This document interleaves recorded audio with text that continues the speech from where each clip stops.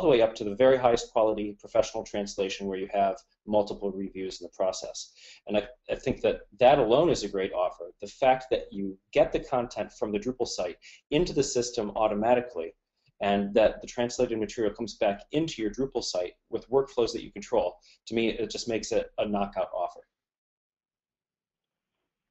Very great points. Thank you, Robert. I appreciate that. One other thing I just wrote down here as well, too, is if you're looking to see what languages that you should be going into or experiment with different geographies, machine translation is actually a good way of doing that. On some previous slides, if you have the Google Analytics piece turned on, you can see, based on where your traffic is coming from, and say you have your site in English, and you look at the Google Analytics and you say, I have this kind of pocket of folks that are visiting my site in German. I wonder if I were to translate my site into German, how I would do.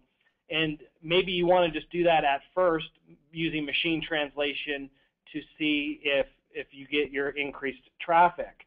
And at that point, when traffic increases over some amount of time, you can then just determine whether or not you want to, review the content, have it professionally reviewed, or use someone, a community member or someone like Robert said, your cousin or your brother to help translate, or yourself.